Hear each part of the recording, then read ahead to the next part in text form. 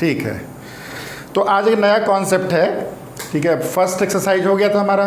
ठीक है, उसमें बहुत ही बेसिक था, एरिया ऑफ सर्कल निकाला गया था और पेरीमीटर निकाला गया था।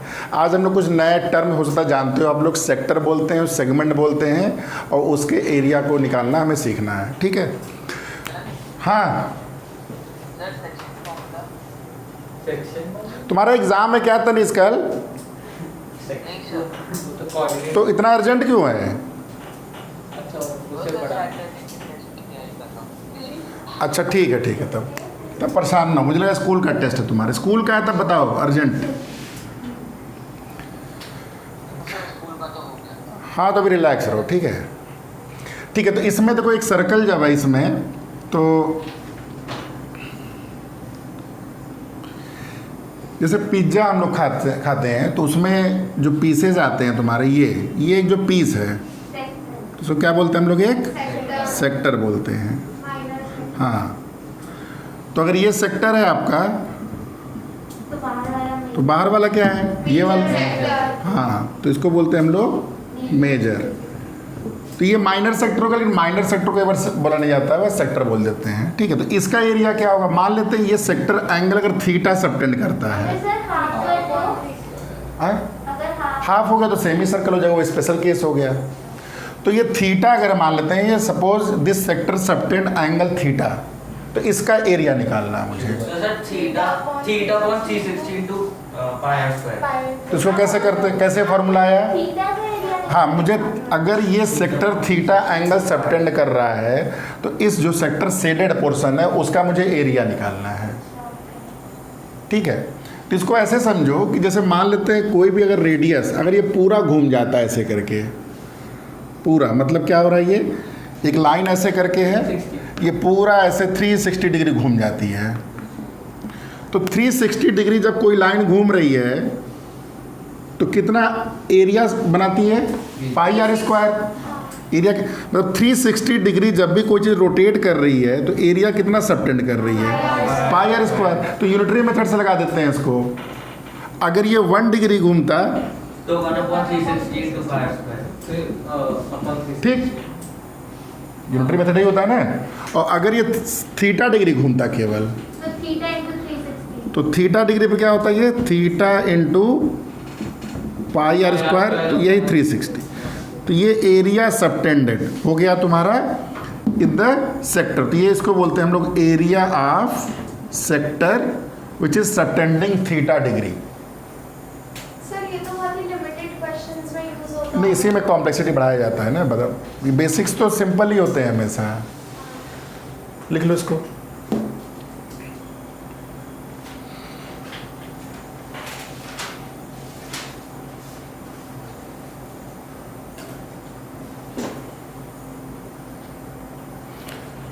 तो आपसे पूछा गया कि एरिया मेजर सेक्टर कितना होगा? तो sir 360 minus theta upon area of major sector, area देखो, एरिया ऑफ सेक्टर या माइनर सेक्टर हो गया ये, theta upon 360 into pi r square. तो हाँ, एरिया ऑफ मेजर सेक्टर मतलब ये तो हमने निकाल लिया माइनर का, अब मुझे इसका एरिया निकालना है। हाँ, तो 2 तरीके हैं इसके, या तो पूरे का एरिया जानते हो क्या होता है, ये पाई आर स्क्वायर, इसमें से एरिया, हाँ समझ में आ गया? Sir area of major sector समझ नहीं आया, आपने फॉर्मूला कैसे लिखा? फॉर्मूला पूरे सर्कल का एरिया कितना है? पाई आर स्क्वायर। अच्छा, माइनस इसमें से माइनस कर दिया हमने एरिया ऑफ सेक्टर। क्लियर? तो सर हमें हमेशा 360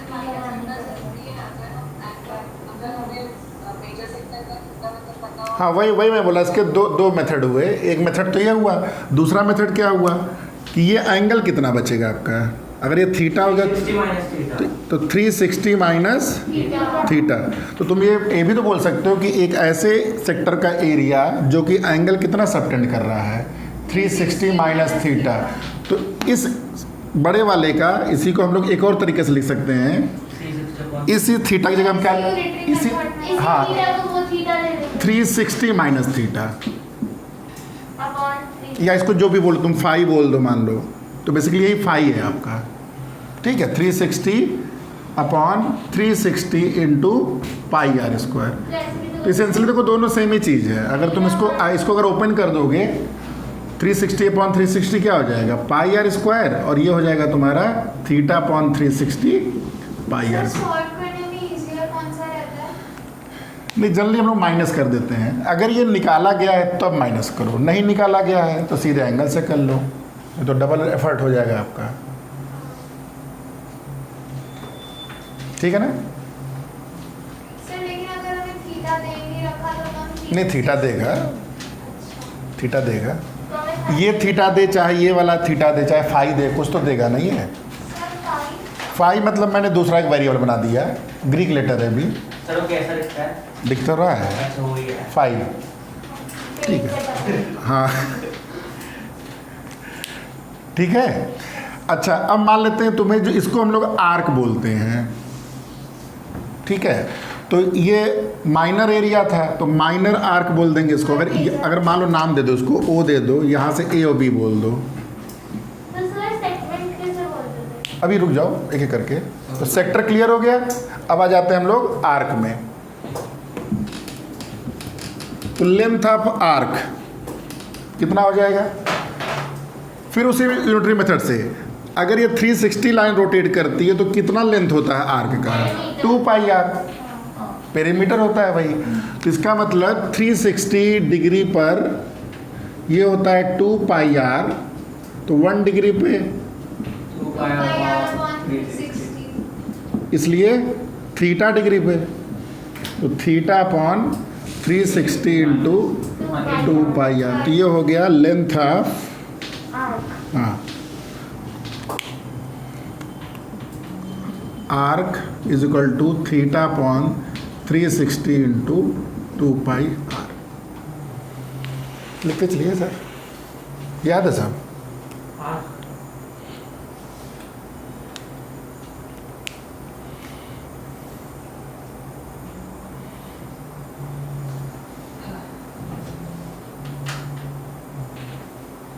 sir length of arc major और माइनर अलग-अलग हाँ, तो अभी इसमें भी ये आर्क मैंने बोला तो समझो ये माइनर आर्क है, तो फिर मेजर या जो भी आर्क थीटा डिग्री सबटेंड करता है, जो भी आर्क है उसके करस्पॉन्डिंग ये हो गया।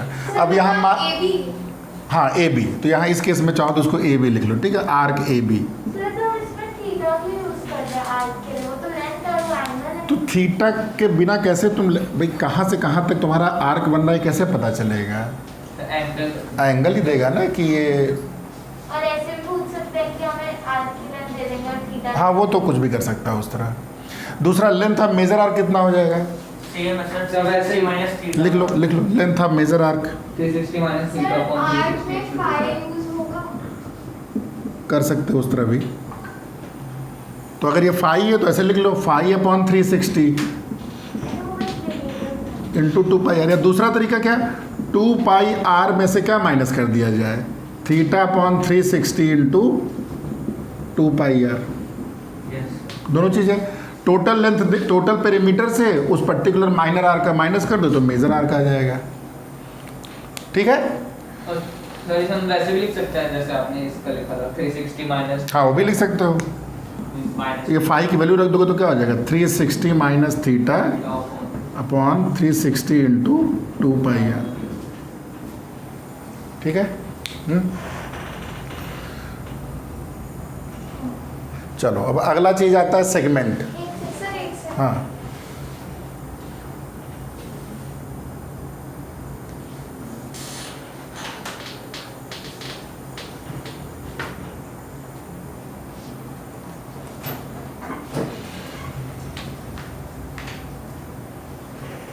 लिख लिया। अब सेगमेंट, तो 2 टर्म आपने सीख लिया, एक सेक्टर हो गया, आर्क हो गया। सेगमेंट किसको बोलते हैं, देखो सर वहाँ पे लाइन भी ये, सर कोई भी लाइन को तो ये जो पार्ट है हमें सेक्टर तो ये समझो हो गया मेजर माइनर, हाँ माइनर सेगमेंट और पूरा सर्कल हो गया। और पूरा नहीं, रिमेनिंग पार्ट, हाँ जी। रिमेनिंग जो पार्ट है, मतलब ये एक तरह से मैं हटा दे रहा हूँ, ठीक है, या इसको डैश डैश समझ लो। तो जो भी वाइट पोर्शन सर्कल के अंदर दिख रहा है ये हो गया आपका मेजर। मेजर। हाँ, सर मुझे मेजर सेगमेंट समझ नहीं आया, मतलब ये लाइन अगर माइनर सेगमेंट। इसको कट करके अलग कर दो, जो बचेगा सर्कल का पार्ट अच्छा। वही मेजर हो गया। मतलब सेगमेंट दो तरह के हो गए, सेक्टर दो तरह के हो गए, और आर्क भी दो तरह के हो गए। हमें सेक्टर माइनस ट्रायंगल करना पड़ेगा। सेक्टर में, हाँ, तो इसको नाम अगर दे दिया जाए OAB, ठीक है, तो क्या करना पड़ेगा हमें? Minus sector. पूरा पहले सेक्टर का एरिया निकालना जानते हो आप लोग? अगर ये थीटा सबटेंड कर रहा है तो सेक्टर के एरिया से क्या माइनस कर दिया जाए? ट्रायंगल का area, area of triangle OAB। और वो कैसे निकलेगा? वो अलग अलग तरीके से निकलता है, अगर हाइट दे रखो तो ठीक है, उसके कई सारे मेथड हैं अलग अलग। वो ट्रायंगल के शेप पे डिपेंड करेगा कि ट्रायंगल कैसा है। ट्रिग्नोमेट्री भी लग सकती है। हाँ? नहीं नहीं समझ में आया? नहीं, ऐसा साइन अभी रुक जाओ, बहुत कॉम्प्लेक्स मत करो। एरिया ऑफ सेगमेंट, तो इसको मैं लिख देता हूँ माइनर। एरिया ऑफ सेगमेंट क्या हो गया? Area of sector minus area of triangle.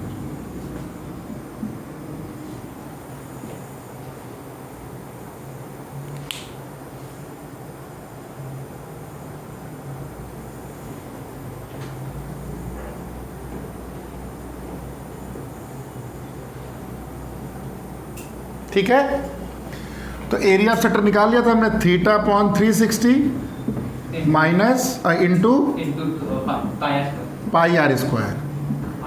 और एरिया ऑफ ट्रायंगल क्या होगा? हाफ इनटू बेस होता है। हाफ नहीं, half half base into height half होगा। Base into height. तो कुछ भी नहीं पता है, चलो अभी एरिया ऑफ ट्रायंगल में लिख देता हूँ, ठीक है। हीरोन्स फॉर्मूला से भी। हाँ, हेरॉन्स फार्मूला या जो भी रहेगा, राइट एंगल। अब किस तरह का ट्रायंगल बना है ये, ठीक है, इसका एक जनरल फार्मूला भी बना देंगे, ठीक है, जनरल फार्मूला भी बता। आइसोसेलेस तो होगा ही ये, आइसोसेलेस तो गारंटीड है ये। रेडियस। भाई ये रेडियस है, ये रेडियस है। हम जब भी हाँ सर इसमें तो हमेशा ही आइसोसेलेस बनेगा। करेक्ट, हमेशा होगा, लेकिन आइसोसेलेस का फार्मूले के लिए आपको कुछ पता है फार्मूला? सर रूट करके तो अभी क्वेश्चन आगे बता देंगे, क्योंकि हर जगह कुछ अलग अलग मेथड लगेगा, डिपेंड करेगा कैसा क्वेश्चन है। हाँ? AP? जो रहता है सेक्टर, हाँ। की लेंथ दी होती है। अब वो देखते हैं, क्वेश्चन आएगा तो कर लेंगे। वो अलग अलग है, वो तुम रेक्टेंगल बना है, वो तुम्हारा इक्विलैटरल बन रहा है, तब तुम बोल रहे हो। अच्छा सर एक बात बताइए, अगर ये ट्रायंगल के बाहर है तो? अच्छा रुक जाओ, बता देते, तुम इतना परेशान हो, कैसे निकालते? एरिया ऑफ ट्रायंगल, नहीं, हाँ, अगर सेगमेंट एरिया उधर हो, जैसे आपने इधर सेक्टर के अंदर अरे वो बनाया। कह रही है साइड साइड आप डायमीटर खींचोगे उसे। कैसे, कहाँ पे खींचे हैं लाइन? बिना ट्रायंगल के एक सेक्टर। ये लाइन कहाँ खींचे बताओ? कॉर्ड, इसको जानते हो क्या बोलते हैं? इसको कॉर्ड बोलते हैं। हाँ, तो कॉर्ड तुम्हारा जब भी सर्कल को इंटरसेक्ट कर रहा है कहीं पे, तो दो पोर्शन में डिवाइड करता है। कोई भी स्ट्रेट लाइन अगर इसको डिवाइड करेगी दो पार्ट, तो लाइन कहाँ पे पास कर रही है? तुम कहाँ बोल रही हो? कहीं भी कर दो। तो कहीं भी तो था ही, एम बनाओ तो। यहाँ पे। वो सर वो सेंटर से करने अब वाला बस डायमीटर। इसका निकालना है। इसका यही तो निकालना है हमको। अरे यार ट्रायंगल से। ट्रायंगल अरे इसका सॉल्व triangle- करना है। तो ये यही तो कॉन्सेप्ट है कि इसको आप तभी निकाल सकते हो भाई, इसका सेंटर होगा कि नहीं होगा। Yes, sir. बेटा नहीं, तुम अभी इस पे मत जाओ कैसे निकालते, अभी कॉन्सेप्ट समझो। नहीं दिया रहेगा तब भी हम कुछ ना कुछ करके निकाल लेंगे। इसका कॉन्सेप्ट ही यही है कि आपको एरिया ऑफ सेक्टर से एरिया ऑफ ट्रायंगल माइनस करके ही आप इस सेगमेंट को निकाल सकते हो। क्या दिया रहेगा क्या नहीं दिया रहेगा वो तो बात की बात है, वो तो क्वेश्चन देख के हम समझ जाएंगे। कोई कुछ बोल रहा था इधर?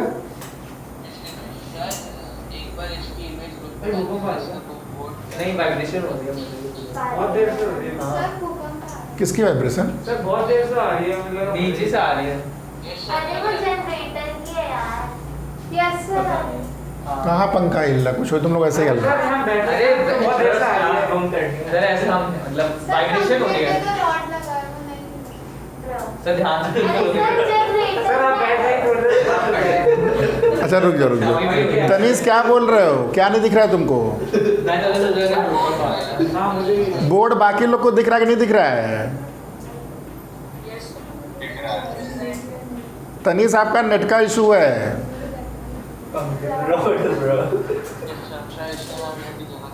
आपका नेट आप बार बार डिस्कनेक्ट हो जाते हो, इसलिए नहीं दिख रहा है, आपका नेट स्लो है। ठीक है, हो गया, समझ में आ गया आगे? Yes. चलो अच्छा एक चीज़ देख लो, बार बार तुम लोग एरिया ट्रायंगल पे आ रहे हो तो थोड़ा समझ लेते हैं, ध्यान देखो। मतलब इसमें चैलेंज क्या था, ट्रायंगल का एरिया निकालना। ठीक है, तो एरिया ट्रायंगल किस तरह निकल सकता है? नहीं, हीरोन्स नहीं, ध्यान दो। मान लेते हैं थीटा की वैल्यू 60 डिग्री देता है, कुछ स्पेशल केस है। देखो आपके केस में कुछ स्पेशल केस ही रहेगा, कुछ भी नहीं रहेगा। मतलब कुछ भी थीटा नहीं हो सकता है। Theta can not be any random value. Theta आपके केस में कुछ स्पेसिफिक वैल्यूज होंगे, इसलिए हाँ, जिसका थीटा ट्रिग्नोमेट्री आप निकाल सकते हो। क्लियर है? हाँ 45 भी नहीं होगा। ध्यान से सुनो, थीटा अगर 60 हुआ, सुन तो लो, लेट मी कंप्लीट फर्स्ट। पहले मैं स्पेशल केस बता दे रहा हूँ, ठीक है। थीटा इक्वल टू 60, अगर ये 60 हो गया, ध्यान दो, अगर ये 60 हो गया तो ये दोनों एंगल तो हमेशा इक्वल है। क्यों? तो अगर ये 60 हो गया तो 60 हो नहीं सकती लेटर। तो 180 माइनस 60 और उसका हाफ। हाँ, तो ये दोनों एंगल कितने होंगे? 180 माइनस, मतलब ये जो एंगल होगा, ध्यान दो, ये एंगल हमेशा 180 माइनस थीटा बाई 2 होगा। यस या नो? Yes. तो अगर थीटा 60 हो गया वो भी 60 हो गया। तो यानी कि ये क्या बन गया? एक इक्विलैटरल ट्रायंगल। सबसे सिंपल क्वेश्चन, तो इस केस में एरिया क्या हो जाएगा ट्रायंगल का? रूट 3/4 सर इसका हर ट्रायंगल इक्विलैटरली बनना चाहिए। ओहो √3/4 रेडियस का स्क्वायर। यस या नो? Yes. ठीक। दूसरा केस देखो, थीटा अगर 90 डिग्री हुआ, तो सर वो नहीं समझना, इक्विलैटरल हुआ तो ये तीनों साइड इक्वल हो गई ना, तो यही तो रेडियस है। तो 45 होंगे। तो ये रेडियस और तीसरा भी रेडियस, मतलब तीनों साइड इक्वल हो गया है। थीटा अगर 90 हुआ तो 45 तो इसको हमें देखने की जरूरत ही नहीं है। हाँ। क्यों? क्योंकि अगर थीटा 90 हो गया तो ये एक राइट एंगल ट्रायंगल बन रहा है। Half base into height. Base क्या है? कोई भी ले लो बेस, चाहो तो OA ले लो, क्योंकि ये 90 हो गया है। समझ में आ रहा है कि नहीं? ये ऐसे ट्रायंगल बना, ये 90 डिग्री बना, ये 90 है आपका, तो ये बेस हो गया, ये हाइट हो गया। तो एरिया क्या हो जाएगा? अब इसका एरिया ट्रायंगल का फॉर्मूला क्या हो जाएगा? नहीं, वो तो हाफ बेस क्या है? रेडियस। हाइट क्या है? रेडियस। तो हाफ आर स्क्वायर। सर क्या मुझे नहीं आता। ये राइट एंगल हो गया ना अगर वो वहाँ बना। ये, हाँ मतलब यही 90 है तो ये 90 हो गया ना, तो इस ट्रायंगल को थोड़ा घुमा दो, सीधे से ऐसे कर दो, अच्छा वो ठीक है। तो ये आर हो गया, ये आर हो गया। क्लियर? दो चीज Yes. डन? दो ही केस रहेंगे। नहीं, एक केस और है जो सबसे डिफिकल्ट केस है। तो मतलब कि सर √3/4 वो कौन से ट्रायंगल का है? इक्विलैटरल। इक्विलैटरल जब थीटा 60 है। अब थीटा की वैल्यू अगर 120 हो जा रही है, ठीक है, सबसे कॉम्प्लेक्स केस है। तो लेकिन ये स्टेटस भी नहीं आ रहा है। हाँ सही पॉइंट है। तो कैसे होता है? थीटा इक्वल टू 120 सिलेबस में नहीं आ रहा है। सर तो सिर्फ 90। हाँ? तो सर सिर्फ 90 और 60 आएगा। सर ऐसे तो थीटा की हर वैल्यू कोई अलग-अलग फॉर्मूला हो जाएगा। नहीं, ये जो फॉर्मूला बताने जा रहे थे, ये यूनिवर्सल फार्मूला बनने जा रहा था, ओ, बताओ। लेकिन इसे यूज ना करना अब। Out of syllabus. तो सर क्या हो गया? हम सर, लेकिन- हाँ सर एमसीक्यू है, कुछ भी आपको करें। रफ शीट चेक थोड़ा करेंगे। हमें रिटर्न करेंगे। छोड़ दें? नहीं सर, बताया। सर करना तो यूनिवर्सल है तो नहीं, इसमें तुम लोग फ्यूज हो जाओगे ना, इसलिए सर बोल रहा बता दो। हूं। मैं समझा दे रहा हूँ बस, ठीक है। सर ऐसे ही बता दो। ऐसे ही नहीं बता पाएंगे ना, ढंग से बताएंगे। हाँ सर समझा दो। क्या था 1/2 into r² वो हाँ, 1 थीटा इक्वल टू 90, तो याद क्यों रखेगा? ठीक है। अब तीसरा केस दो। जो थर्ड केस है, सर वो याद करना है हमें। और हाँ, सर पर वो तो उसी समय में थीटा जब ऑब्जेक्टिव ही दे रहे हो आप लोग तो ऑब्जेक्टिव में सब याद कर दो। देखो ध्यान से देखो, ध्यान से देखो। अब ये कितना एंगल हो गया है? 90। नहीं, किस केस की बात कर रहे हैं हम लोग? 120। तो अगर मैं इसको एक लाइन खींच दूँ यहाँ पे, देखो ये O हो गया, ये A हो गया, ये B हो गया। Sir 60 very good. तो ये क्या हो गया? 60 90 ये 90 हो गया। इसका मतलब ये क्या बन गया? एक राइट एंगल ट्रायंगल बन गया। 60 कैसे आया सर? अरे 120 परपेंडिकुलर का हाफ हो। अच्छा आपने बीच से खींची है क्या? 20 से क्या मतलब? अरे मैंने 20 नहीं खींचा, मैंने परपेंडिकुलर ड्रॉ किया है। क्लास 9th में थ्योरम था कि कॉर्ड पे जो सेंटर से परपेंडिकुलर ड्रॉ जो की जाती है तो वो हाफ वो काट वो इसको इक्वल पार्ट में डिवाइड करती है, इसलिए दोनों तुम्हारा ये हो जाएगा। क्लियर है ये? यस सर फिर इसमें तो बस हाफ बेस है। अभी रुक जाओ, यहाँ तो समझ में आया ना? यस हाँ, एंगल से अब समझ में आया? ये रेडियस दिया है, हाँ तो अगर तुम्हें 60 डिग्री पता है, तुमको रेडियस पता है, तो क्या इस साइड ये OM और MB निकल जाएगा? हाँ यस सर हमें साइड निकालना है एंगल। देखो मुझे एंगल ही निकालना है, मुझे एट द एंड क्या करना है? इसका एरिया निकालना है, ट्रायंगल का एरिया निकालना है। ट्रायंगल के एरिया के लिए अगर हमको बेस की लेंथ मिल जाए और इस परपेंडिकुलर की लेंथ मिल जाए तो हाफ बेस इनटू हाइट, मतलब एरिया क्या है इसका? इसका अगर पूछा जाए एरिया क्या है? हाफ नहीं भैया, वो 90 के केस में हाफ आ रहा है, तो उनको फार्मूला रटाने में डर लगता है। Half A B into OM, half base into height. Into height, अच्छा पूरे का निकल। अच्छा okay. Half base into height. AB जो है वो MB का ट्वाइस है, AB जो है वो MB का ट्वाइस है। तो मैं AB की जगह क्या लिख सकता हूँ? तो 2MB इंटू OM, 2 से 2 कैंसिल, क्या आ गया? MB into M।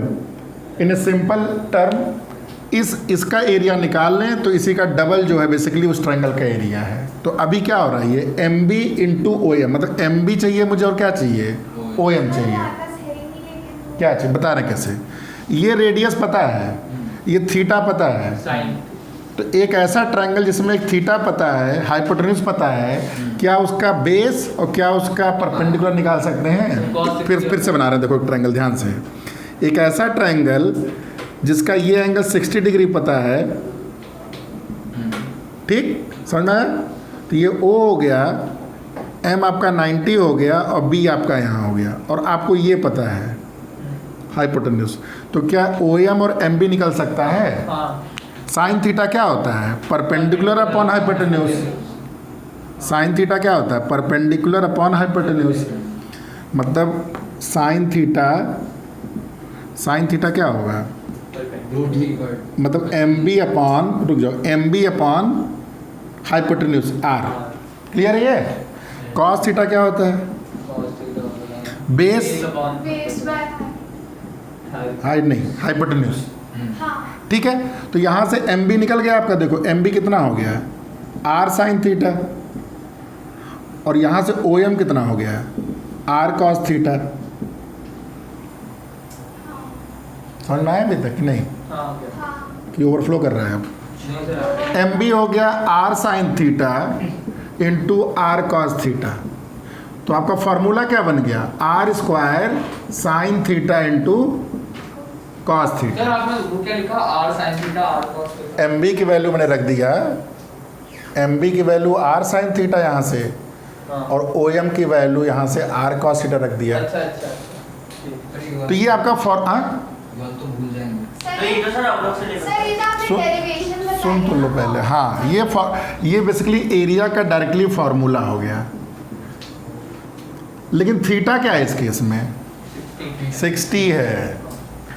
Sine theta क्या है? 60। तो आपको एक्चुअल क्या दिया रहेगा? 120 दिया रहेगा। तो ये जो थीटा है 120 का हाफ है, तो एक्चुअल फार्मूला क्या हुआ एरिया का? इंटू 2 भी करें। इसको मैं 20/2 तो r square sine basically theta by 2 होगा इंटू कॉस थीटा बाई 2 होगा, ये फॉर्मूला सर होगा। जब थीटा 120 होगा तब फॉर्म हाँ, तो इसको एक नया तुम वेरिएबल ले लो, चाहो तो उसको फाई ले लो, ठीक है, ये फाई बोलो इसको, सारे फाई कर दो इसे। हाँ, M B equal to M नहीं दिख रहा है क्या? अभी ठीक है? मेरे पास बेस्ट है एम बी को मैंने आर साइन फाई लिख दिया, अभी तो मैंने सब फाई कर दिया वेरिएबल, क्योंकि तुम लोग थीटा मेन वाले एंगल को बोल रहे हो। थीटा मैंने इसको बोला, ठीक है, थीटा कितना था आपका? 120 डिग्री था। फाई कितना हो गया? 60 डिग्री हो गया। तो एम बी को मैंने लिख दिया r sine phi, O M की लिख दिया आर कॉस फाई, तो ये हो गया r square sine phi cos phi. तो एरिया क्या हो गया? R square sine theta by 2 cos theta by 2, ठीक है। तो ये फॉर्मूला यूनिवर्सल हो गया। क्यों?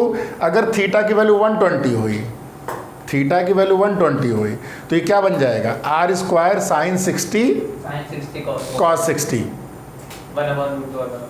तो एक हो जाएगा √3/2, एक हो जाएगा 1/2।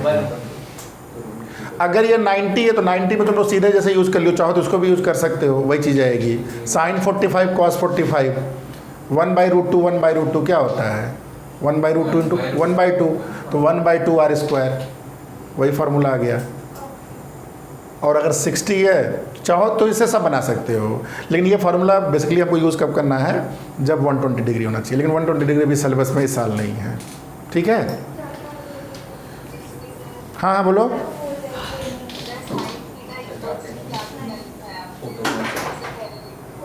यहाँ पे ये sine phi equal to M B upon r, वो दिख नहीं रहा है। जूम नहीं कर सकते ना, पता नहीं, ऐसे जूम में जूम नहीं कर सकते। क्या हो रहा है? जूम में जूम नहीं कर सकते। अरे जूम ऐप में मतलब जूम नहीं कर सकते, इसलिए आप sine phi equal to M B by r, cos phi equal to O M by r, इसी ट्रायंगल से बनाया गया है, ये ठीक है। चलो ये फॉर्मूला हो गया, अप्लाई कर सकिए तो करिए, नहीं तो कोई दिक्कत नहीं, 120 नहीं है आप लोगों को, लेकिन 60 डिग्री और 90 डिग्री आना चाहिए, वो जरूरी। चलो क्वेश्चन शुरू करते सर हैं। ये मैं नोट कर हाँ नोट कर लीजिए, नोट कर लीजिए। सर मेरे को ये समझ आया हाँ, कि मुझे बिल्कुल समझ आया। तुमने छोड़ दिया है ना, सरेंडर कर दिया था एक्चुअली। तुम्हारे चेहरे से लग रहा था। थोड़ा सा भी डिफिकल्ट होने लगता है, तुम लोग तुरंत सरेंडर मानने लगते हो। नहीं ये अच्छा है। अच्छा ये समझ आ गया। ये जो सिलेबस रिडक्शन चल रहा है ना, ये क्लास 11th में बड़ी मुसीबत करने वाला है। तो आप दोबारा समझाएं। मैं वही तो दिक्कत है ना, फिर मुझे 10th फिर से पढ़ाना पड़ जाता है। दोबारा रिवाइज और जो चीज़ छोड़ रहे हो ना, यही चीज़ें यूज होती हैं। तो ये ऐसे क्यों मेन कर में रहा है? ऐसा ये ढूंढ के छोड़ा गया है, क्योंकि यही चीज़ें जहाँ आपको थोड़ा सा यूज़ करना है। सर उनको कुछ गवर्नमेंट क्या चाहती है? अभी 10th अच्छे से पास हो जाओ, पेंडेमिक का टाइम है, प्रेशर में हो, ये है वो है, तो they don't want to give you any stress. Even class 11th और 12th में भी सिलेबस आपका रिडक्शन हो चुका है, लेकिन किसी भी कंपटीशन में सिलेबस रिडक्शन नहीं हुआ है, चाहे जेई एडवांस हो चाहे जेई मेंस हो। तो गवर्नमेंट चाहती है बस आप 10th और 12th पास कर जाओ, उसके आगे नहीं चाहती कुछ करो, मतलब इसके आगे अगर कुछ करना है तो आपको मेहनत करनी है, वो ये कहती है। 12th हमको पास करा देंगे, मतलब 11 आपको लिटरेट वर्ड हम दे देंगे, लिटरेट हो आप, पढ़े लिखे हो, अनपढ़ नहीं हो, लेकिन आप एम्प्लॉयमेंट के लिए एलिजिबल हो। It is your responsibility to make yourself employable.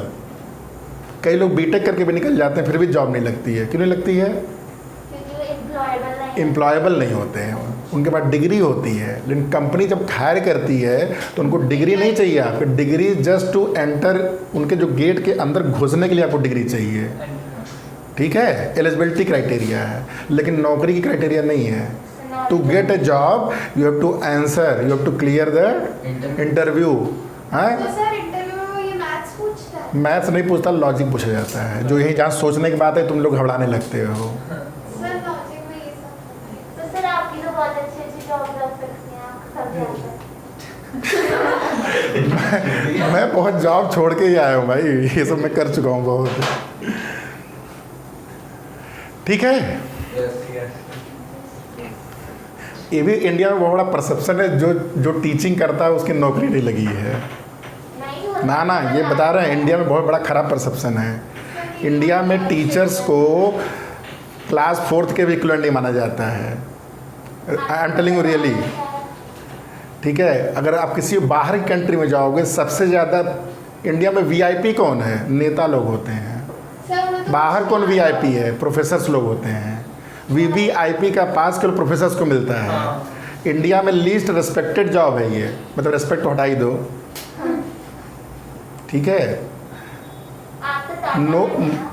नहीं, मैं तो बहुत जगह काम किया हूँ, ठीक है। टाटा में किया हूँ, इन्फोसिस में किया हूँ, बाहर की कंपनी में। हाँ, इन्फोसिस में आज के 15 साल पहले करके छोड़ दिया हूँ। ठीक है, चलो एनीवे, चलो आ जाओ। Everybody aspire to be become engineer, doctor. कोई एस्पायर कर रहा है टीचर बनेंगे लाइफ में? कोई बोलो, 15 लोग जो 16 लोग हो। Who is aspiring to become a great teacher, to motivate student, to motivate the future generation, to build a nation? सब PW वाला कर रहा कोई बनना चाहता है? PW वाला कर रहा हाँ? सर टीचर्स के पास नॉलेज सबसे ज़्यादा होती है, पर उनका पे सबसे कम होता है, इसलिए प्रॉब्लम। हाँ, ये भी इंडिया में भी एक रीज़न है। हाँ, अच्छे अच्छे स्कूल में चले जाओगे, सैलरी बहुत कम है, ठीक है। तो सैलरी बहुत इंपॉर्टेंट फैक्टर है बाहर, इसीलिए तुम्हारी जो तुम्हारे लॉयर्स होते हैं उनकी सैलरी बहुत अच्छी होती है। इसलिए तो इंजीनियर बनने में भी जॉब सिक्योरिटी हाँ, होती है। Correct correct. इंडिया में हम लोग बस उसे से सोचते हैं। हाँ।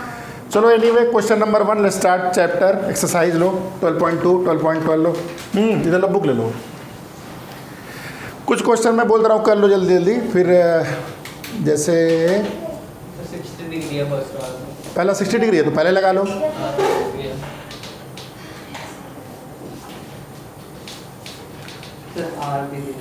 ये चैप्टर नंबर कौन सा है ये? 12 सर सेक्टर इज 60 डिग्री मतलब? Sec theta 60 degree. सर ये याद करने में टाइम लगेगा? नहीं, कोई टाइम नहीं लगेगा। पहली बार हर काम में टाइम लगता है, पहली बार हर काम में टाइम लगता है ना। तो इसमें find the area of A sector of a circle with radius 6 centimetre, angle of sector is 60 degree. तो 3/4 रेडियस का स्क्वायर। नहीं, वो तो उसके लिए होता है ना। वो सेक्टर के लिए होता है, सेक्टर पूछा है। Sir theta upon 360 into pi r. यही होता है रटने का रटने के नुकसान यही है। Sir 60 upon 360। तुम लोग दिमाग को घर पे रेस्ट करने के लिए भेज देते हो। इसमें तो डायरेक्ट फॉर्मूला है। हाँ, theta upon 360 into 22/7 pi r square, ये फार्मूला हो गया पहले क्वेश्चन में। थीटा की वैल्यू कितनी है? 60 आर की वैल्यू 6 6 सेंटीमीटर। तो ये एरिया हो गया, निकाल लो कितना है, 22 सर 132 बस जो भी है, 132 ठीक है। तो इसमें 6 से कुछ नहीं करना रेडियस। अरे ठीक है।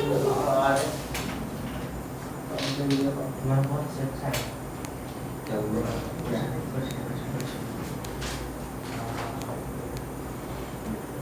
ठीक है, सर सर सेकंड 22/7 आ रहा है। जो भी है। 18.85 कितना है? 6.85 सेंटीमीटर। 18 पॉइंट कितना तुम्हारा है? 132.7 132/7, ठीक है। उसी को निकाल लो जो भी है। 18 हाँ, जो भी है। हाँ सर 132। सर मैंने इसमें क्या गलत कैलकुलेशन into 6 स्क्वायर होता है, 6 स्क्वायर होता है। हाँ हाँ, छोड़ सकती हो, फ्रैक्शन में छोड़ सकते, फ्रैक्शन में छोड़ना चाहिए, ठीक है। तो फ्रैक्शन में छोड़ना चाहिए। नहीं छोड़ना है। क्यों? फ्रैक्शन में ही छोड़ दो। तो साइंस में ऐसा नहीं होता ना। सर साइंस में नहीं होता, लेकिन मैथ्स में होता है। तो फ्रैक्शन में छोड़ सकते जैसे मान लो कहीं कॉस्ट की बात आ रही है, तब तुम फ्रैक्शन में मतलब ना छोड़ो। जैसे मान लो रुपीज़ पे करना है, तुम बोलो कि 132/7 रुपीज़ देना है, तो डजेंट मेक एनी सेंस। इसको आप कन्वर्ट कर दो, जो भी आ रहा है आपका 18 पॉइंट। लेकिन ये मैथमेटिक्स में न्यूमेरिकल वैल्यू मतलब ऐसा कोई नहीं है ना कि कोई फिजिकल सिग्निफिकेंस है इसका, तो आप छोड़ सकते हो। सेंटीमीटर स्क्वायर ना। हाँ, सेंटीमीटर स्क्वायर एरिया है। क्वेश्चन 2 देखो क्या है। तो आर निकाल लेंगे। फाइंड द एरिया क्वाड्रेंट बोल रहा है, क्वाड्रेंट मतलब सर 1/4 सर एक पिज्जा का इतना 1/4 नहीं, क्वाड्रेंट मतलब होता है 90 डिग्री। सर क्वाड्रेंट तो कोऑर्डिनेट ज्योमेट्री हाँ तो क्वाड्रेंट मतलब इस पूरे पार्ट को 4 पार्ट में डिवाइड किया गया है। तो बेसिकली थीटा की वैल्यू अब क्या हो गई यहाँ पे 90। तो एरिया हो गया तुम्हारा theta upon 360 into pi r square, theta पर 90 हो गया। सर हमें सरकमफ्रेंस भी दे रखा तो है आर निकालेंगे ना पहले सर, आर नहीं पता क्या पूछे, क्या निकालना, एरिया निकालना है ना। सर, आर नहीं दे रखा ना, निकालना है वो। हाँ पहले तो पाई t = 22 करके सर 11/2 पाई 5.5 क्या दिक्कत है बोलो।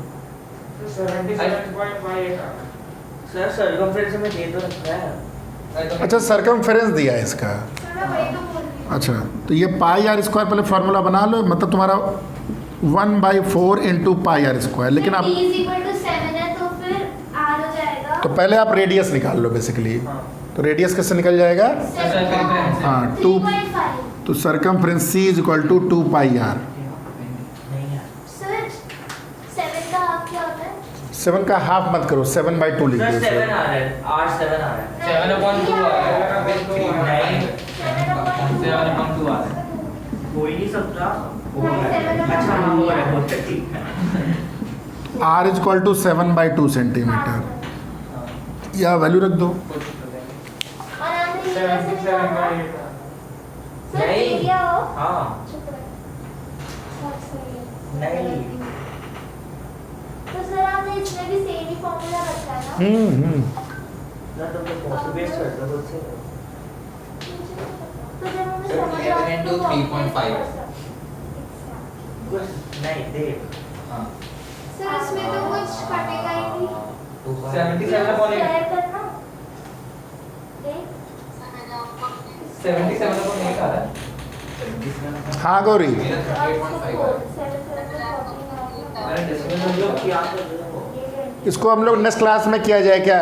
सर 38.5 नहीं नहीं तुम्हारा नहीं बोल रहा है। डेसिमल क्यों गौरी, ठीक है, 90 कहाँ से आया? क्योंकि अभी थोड़ा सा थर्ड एक्सरसाइज कर लेंगे तो इसमें हम लोग को थोड़ा प्रोफिशिएंसी हो जाएगी। हो सकता है लगा ले जाओ खुद ही तुम। उसको सॉल्व करेंगे तो हो जाएगा। 7/2 77 सर आपने 1/4 90/360 को सॉल्व हाँ 90/360 1/4 होता है, तो पाई आर स्क्वायर। रेडियस यहाँ से निकाल लिया आपने, तो आंसर 1/4 पाई, पाई की वैल्यू रख दो चाहो तो। 22/7 into 7/2 और 7/2 तो 2 से 11 क्या आया सॉल्व करके, 77/8 ये आंसर हो गया। ठीक, गुड। सर अगर हम सेंटीमीटर स्क्वायर की जगह सिर्फ ये लिख सकते हैं 77/8 यूनिट्स, नहीं गलत है, तो यूनिट्स नहीं लिख सकते। कट जाएगा मार्क्स। और सर अगर कुछ नहीं दे रखा तो यूनिट्स लिख सकते हैं। कुछ न दिया हो तब की बात है ना, दिया है तब नहीं। सर 9.6 सर 9 क्यों डेसिमल बदल रहे हो बार बार। यूज कर रहा है। पीछे देखो क्या दिया है आंसर, सर 77/8 क्यों दिया है, क्यों नहीं, अननेसेसरी कन्वर्ट करने की जरूरत नहीं सर है। आंसर क्या है अरे 77/8 करेक्ट कैलकुलेट। क्वेश्चन 3 देखो क्या दिया, length of minute hand of a clock is 14 centimetre, find the area swept by the minute hand in 5 minute. तो मतलब घर जाकर निकालना है। ओ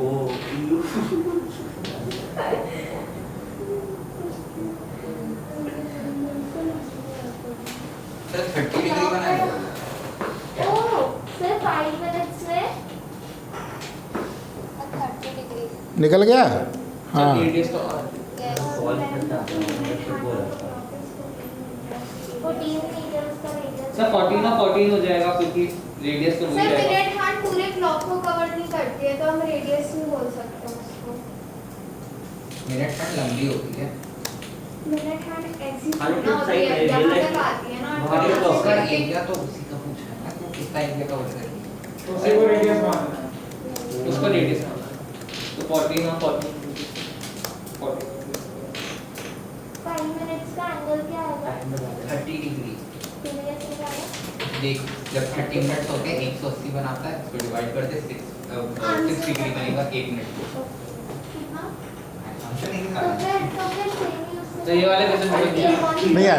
सर मतलब थीटा कितना? थीटा 30 है। भाई थीटा 30 है ना। एक मिनट क्लॉक में मिनट हैंड जो होती है पूरे एक राउंड अगर घूमती है तो कितना डिग्री कितना डिग्री 360। 360। हाँ तो 5 मिनट पे अगर पहुंचेगी तो तो 30 30 होगा। 30 कैसे? कैसे 30? वही तो वही पूछ रहा हूँ। वही मैं भी मैं बताता हूँ। सर देख के पता चल रहा है।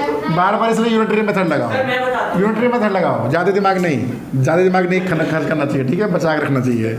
60 मिनट में कितना डिग्री? 360 1 मिनट में 1 मिनट में 360 अपॉन 60 मतलब कितना हुआ ये? 30 कितना हुआ? 6 6 डिग्री। मतलब मिनट हैंड जब 1 डिग्री चलता है तो कितना डिग्री वो चल रहा है? 6 डिग्री। तो 5 मिनट में कितना चलेगा ये? 30 तो सर हमने वही नहीं पढ़ा। हाँ 30 डिग्री, 360 मतलब ये 30 डिग्री चलेगा। सर 3 की टेबल में 36 कब आता है? 12 times। 12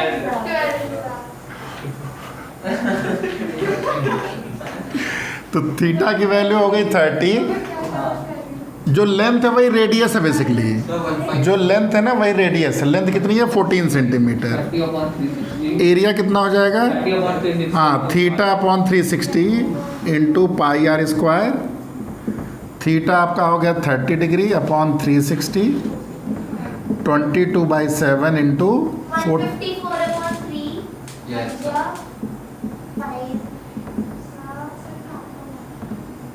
तो 5.12 समथिंग आ रहा है।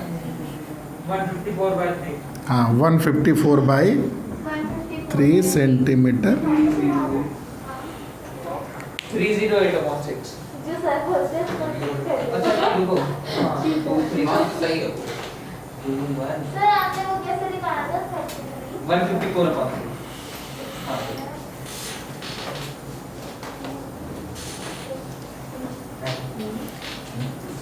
कुछ- पूरी एक्सरसाइज अपना लगा लोगे? बहुत अच्छा है, लगा के मैं होमवर्क दे दूंगा बाकी इसको। सर क्यों पूरी क्लास बहुत में है। अच्छा रहता है? अच्छा लगता है लेकिन टाइम लग नहीं जाता है। हम कर लें। सर अच्छा क्वालिटी और क्वांटिटी। मतलब घर पे नहीं पढ़ना है कुछ भी। नहीं सर कर लेंगे। घर पे मैं उसका काम दूंगा आज। कोऑर्डिनेट नहीं लास्ट चैप्टर कौन सा कंप्लीट हुआ है? Coordinate। हाँ तो कोऑर्डिनेट करेंगे। मतलब तो वीडियो भेजूंगा। पीडीएफ नहीं अभी तक बुकलेट से कहाँ की हो तुम लोग? लेवल 1 नहीं लेवल 1 हो चुका है पूरा कर चुके थे। नहीं पूरा नहीं करा था 30 क्वेश्चन करे हैं। हाँ तो मैंने करा तुम लोग कर रहे हो ना होमवर्क? हाँ हाँ शिवांश यस कर रहे हो? आप सर ये कभी कभार ही रह जाता है कॉपी चेक करना है मुझे, ठीक है। चलो क्वेश्चन 4 कर लो जल्दी से। चलो फिर समझ नहीं आया। सर इसमें ट्रिग्नोमेट्री लगेगी ना। सर शायद मैं बैग लेके बैठ गया। नेक्स्ट क्लास में जाना। ट्रिग्नोमेट्री लगेगी। क्वेश्चन 4 में देखते हैं। अ cord of circle of radius subtend right angle at the centre. नहीं टीना लगी। सर थीटा 90 और रेडियस 10। हाँ ये तो नॉर्मल है। माइनर सेगमेंट निकालना है। हाँ तभी तो तो सर माइनस ही तो ट्रिग्नोमेट्री नहीं लगेगी। ट्रिग्नोमेट्री को 120 डिग्री में लगेगी जो कि नहीं लगाना है, सिलेबस में नहीं है। तुम ये ध्यान रखो ट्रिग्नोमेट्री नहीं लगाना तुम्हें कहीं भी। माइनस सेगमेंट का area of sector minus area of triangle. हाँ क्वेश्चन 4 देखो। क्वेश्चन 4 में क्या बोल रहा है कि ओह सर एरिया ट्रायंगल का 1/r। तो सर माइनस सेगमेंट तो नॉर्मल वाले फॉर्मूला से निकलेगा। बताओ तब ना निकाल के जल्दी से। मैं निकालता हाँ बोलो। Cylinder sir 50 area of triangle. हाँ सही है, very good. Thank you sir. तो क्वेश्चन कौन सा है? क्वेश्चन 4 कर रहे हैं, देखो लिखा इतना बड़ा। ओह सर कैसे निकल माइनर सेगमेंट इसका एरिया चाहिए तो पहले सेक्टर का एरिया निकाल लो। ये 90 है, यस सर थीटा अगर 90 तो सेक्टर का एरिया निकल जाएगा कि नहीं निकलेगा? वो निकाल दो। निकाल लो। थीटा 90 रखो, एक सेकंड। ये थीटा आपका 90 हो गया। इंटू 10 हाँ तो ये हो गया। तो एरिया ऑफ जो सेगमेंट होगा वो एरिया ऑफ सेक्टर निकाल के उसमें से ट्रायंगल का एरिया माइनस कर दो। 550 by 7 है 360 minus theta upon 360 into triangle का एरिया कितना होगा? 50 सर 550 नहीं ट्रायंगल का 50 है ट्रायंगल में फॉर्मूला क्या लगाओगे? राइट एंगल ट्रायंगल है ना, तो half base into height, A B r. तो क्या एरिया ऑफ सेगमेंट, देखो ध्यान से देखो, एरिया ऑफ सेगमेंट जो है वो हो गया तुम्हारा area of sector minus area minus area of triangle. Triangle. सही है यहाँ तक? Sir 550 upon 7 minus 50. सेक्टर का एरिया होगा 360 pi r square, R square और ट्रायंगल का एरिया क्या होगा? Half half base base into height, half base into height. Special case है ना ये, 90 डिग्री वाला है, तो एक तरह से फॉर्मूला बन गया समझो ये। सर 200/7 है तो थीटा की वैल्यू कितनी है? 90 है। देखो ध्यान से देखो, 90 360 into pi r square minus half r square, तो ये 1/4 पाई आर स्क्वायर माइनस 1/2। चाहो तो इसमें ये आपका हो गया। सही आता है? सर 1 सेकंड रुक जाइए. अभी मैं मल्टीप्लाई नहीं कर रहा हूँ, चाहो तो मैं अभी भी इसको और सिंप्लीफाई करने के लिए आर स्क्वायर बाई 4 कॉमन कर लें, तो ये आ जाएगा पाई माइनस, 200 upon 7 आ रहा है. नहीं वैल्यू रुक जाओ, आर स्क्वायर बाई 4 मैंने कॉमन कर लिया, तो यहाँ पाई बचेगा। क्या upon 4 कैसे कॉमन? हाँ सर 4 कैसे लिया? 4 है ना यहाँ पे, सर 90 by 360 को सिंपलीफाई कर दिया. नहीं वहाँ पे कैसे बना? 1 2 है ना? भाई ऊपर भी 2 कर दो, नीचे 2 कर दो, तो सर आप 2 2 कॉमन कर ही क्यों रहे हो? अलग-अलग बात. इसलिए ना, क्योंकि देखो कॉमन करने से ये फ़ायदा, तुम लोग आर स्क्वायर यहाँ मल्टीप्लाई करोगे, फिर इतना बड़ा निकालोगे, फिर आर स्क्वायर करोगे, फिर इतना बड़ा निकालोगे, फिर माइनस करोगे। उतना बड़ा है ही नहीं, 10 का ही तो है 100. हाँ सर 200/7 आ चुका है हाँ सर आ हैं? गया. कल को ये 314 होता तो तो कल को ना. नहीं, मेरे कहने मतलब कि जो कैलकुलेशन होता है ना वो हमेशा लास्ट में की जाती है आइडियली। 550 होगा तो आर स्क्वायर 100/4 कितना हो गया? 25। और 200/7 ये हो गया तुम्हारा 25, और पाई कितना है? 22/7 माइनस 2, तो 25 इंटू 8/7 कितना है? 200/7। यस सर सर एक बार नीचे देगा फोटो क्यों खींच रहे हो? सर मैं कर चुका है सर तो सही है मेरा मतलब पहले भी कभी बड़ा था. ब्लर हो मैंने रहा थोड़ा नहीं किया. मैंने थोड़ा किया. है डन? ठीक है,